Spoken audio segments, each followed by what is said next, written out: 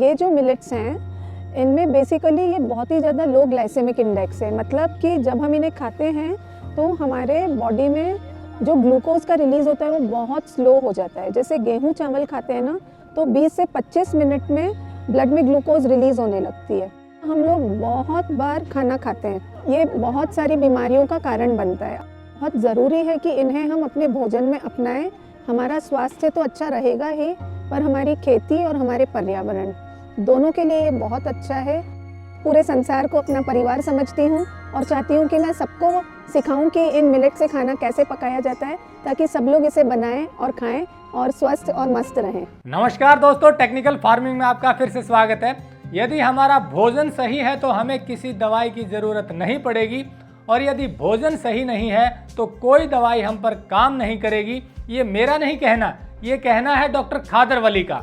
Doctor खादर वली पिछले कई सालों से मिलेट्स पे काम कर रहे हैं और उनका कहना है कि गेहूं हमें कम से कम खाना चाहिए, गेहूं और चावल। मिलेट्स ज़्यादा से ज़्यादा खाने चाहिए, इससे सेहत पर बहुत अच्छा प्रभाव पड़ता है, हमारी कई बीमारियां ठीक हो सकती हैं। डॉक्टर खादर वली की इसी मुहिम को आगे बढ़ा रही हैं मेघना शुक्ला। मेघना शुक्ला मिलेट्स से खाना बनाना सिखाती हैं। मिलेट्स से अलग अलग तरह की डिश कैसे बनाई जाएं, डॉक्टर मेघना शुक्ला का मिलेट्स के बारे में क्या एक्सपीरियंस है, मिलेट्स जो प्रयोग कर रहे हैं उनकी सेहत में कितना बड़ा बदलाव आता है, इसकी पूरी जानकारी लेंगे मेघना शुक्ला से।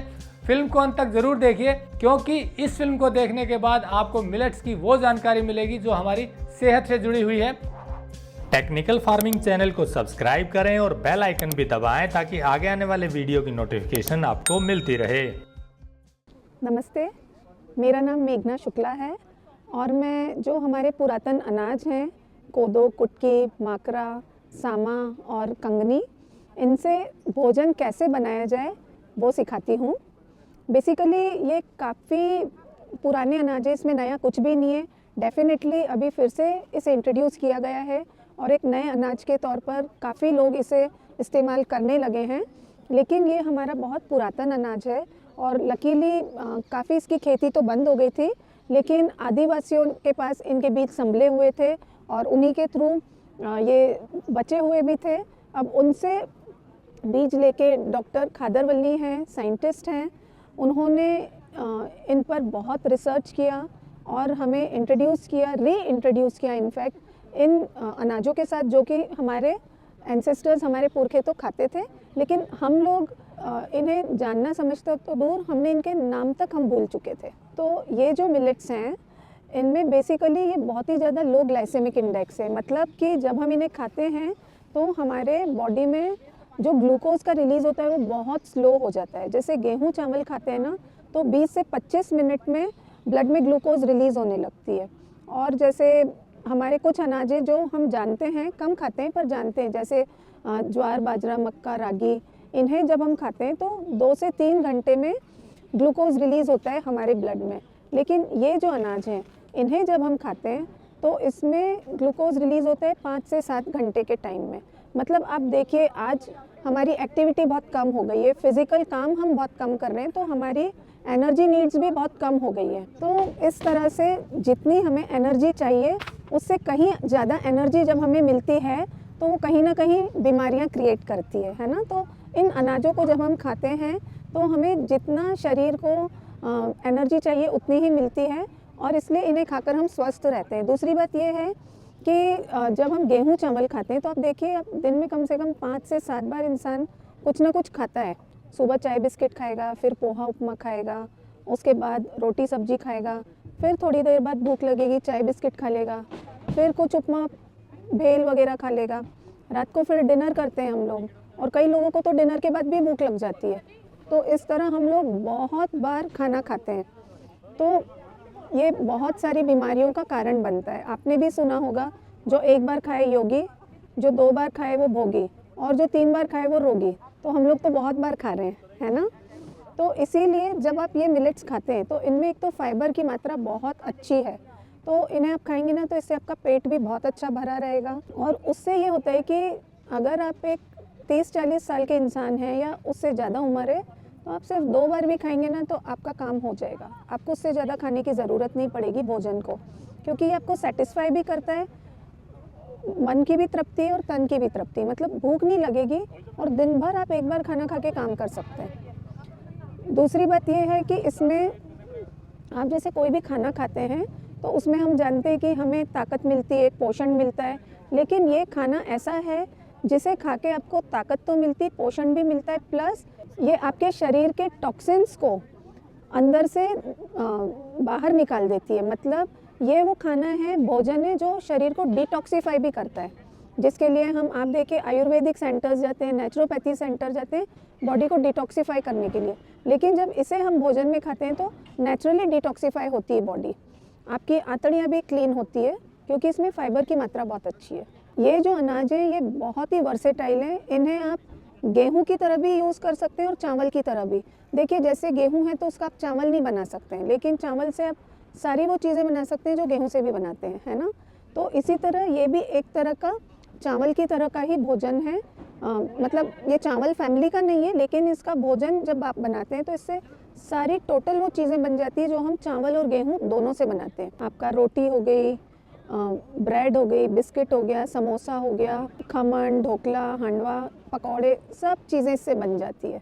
जितनी भी चीज़ें आप गेहूं और चावल से बनाते हैं, तो आप इसे बिल्कुल अगर इसे अपने भोजन में शामिल करते हैं और गेहूं चावल को अपने भोजन से ख़त्म करते हैं तो आपको बहुत अच्छा स्वास्थ्य मिलता है। उसके अलावा एक चीज़ और है जो आज के वक्त की मांग है कि हम देख रहे हैं कि पानी की बहुत कमी हो गई है, वाटर लेवल हमारा बहुत नीचे चला गया है। तो गेहूं और चावल की जो खेती है उसमें पानी बहुत अधिक लगता है, मतलब 8 से 9 हज़ार लीटर पानी लगता है हमें 1 किलो अनाज उगाने में, गेहूं और चावल का। जबकि ये जो अनाज है इन्हें उगाने में सिर्फ 200 से 300 लीटर पानी लगता है। ख़राब से ख़राब ज़मीन में भी उग जाते हैं और बिल्कुल अलग से पानी की ज़रूरत नहीं पड़ती है। सिर्फ 4-5 बार हल्का फुल्का पानी भी नहीं मिल जाए ना, वो भी इनके लिए इनफ होता है। तो इसलिए बहुत ज़रूरी है कि इन्हें हम अपने भोजन में अपनाएं। हमारा स्वास्थ्य तो अच्छा रहेगा ही, पर हमारी खेती और हमारे पर्यावरण दोनों के लिए ये बहुत अच्छा है। हमें अपने देश और अपने बच्चों के फ्यूचर के लिए अपने भोजन को अपनाना बहुत ज़रूरी है। जो हमारे पारंपरिक भोजन है उन्हें हम वापस अपनी भोजन की थाली में लाएं तो उससे डेफिनेटली हम सभी के स्वास्थ्य को और हमारे बच्चों के भी स्वास्थ्य को बहुत बूस्टअप मिलेगा, और वो ही हमारे फ्यूचर के नागरिक हैं। तो इसलिए बहुत इम्पॉर्टेंट है कि हर कोई अच्छे से खाए, तभी देश सेवा कर सकता है, समाज के लिए कुछ कर सकता है इंसान। अगर आप देखें कि इसकी कॉस्ट क्या है तो डेफिनेटली अभी इसकी कॉस्ट अगर आप लेने जाएंगे तो आपको ज़्यादा लगेगी, क्योंकि एक चीज़ ये है कि ये बिल्कुल ऑर्गेनिक है, नेचुरल तरीके से उगते हैं और इसमें कोई भी केमिकल पेस्टिसाइड्स वगैरह नहीं डाला जाता है। तो आप देखेंगे मार्केट में वैसे भी ऑर्गेनिक थोड़ा सा महंगा होता है। दूसरी चीज़ ये है इसका महंगा होने का कारण कि ये आपके लोकल एरिया में नहीं उग रहा है अभी, ये आपको सारा बाहर से मंगवाना पड़ रहा है। तो आपको बाहर से मतलब थोड़ा साउथ से आ रहा है, अभी कर्नाटक, तमिलनाडु, आंध्र प्रदेश से सब जगह आ रहा है। लेकिन जब हमारे आसपास ये उगने लगेगा ना तो डेफिनेटली इसका कॉस्ट कम होगा, पर उसके लिए हमें इसे पहले खाना ज़रूरी है। जब तक हम इसे अपने भोजन में शामिल नहीं करेंगे हमारे आसपास के किसान भी इसे उगाएंगे नहीं। जब वो देखेंगे कि लोग इसे खा रहे हैं तो वो भी उगाएंगे। मेरी तो आपसे यही गुजारिश है कि अगर आप भी एक बिल्कुल हेल्दी और हैप्पी जीवन जीना चाहते हैं, क्योंकि देखिए कई बार मैंने ये देखा है कि स्वास्थ्य मतलब लोग सोचते हैं हमें सलाद खाना है, सूप पीना है और इस तरह की चीज़ें खा के ही स्वास्थ्य बना रहेगा। लेकिन मैं आपको बता रही हूँ आप पूड़ी पकौड़ा खा के भी हेल्दी रह सकते हैं। उसके लिए सिर्फ आपको अपना अनाज बदलना है और आप वाकई में इससे बना के देखिए, इतना अच्छा और टेस्टी खाना बनता है। आज हमने यहाँ वर्कशॉप ली थी दिल्ली के रेसिडेंसी ग्रीन गार्डन में गुड़गांव के, और यहाँ पे लोगों ने सारे व्यंजन टेस्ट किए हैं, सबको बहुत पसंद आया है और उन्हें बिलीव नहीं हो रहा था कि इतनी अच्छी इससे सारी चीज़ें बन सकती है। तो मेरी आपसे यही गुजारिश है, सिर्फ अपना अनाज बदलना है आपको, लेकिन उससे आपका स्वास्थ्य भी ठीक रहेगा, उससे हमारे देश के लिए भी बहुत अच्छा है, हमारी खेती के लिए भी बहुत अच्छा है।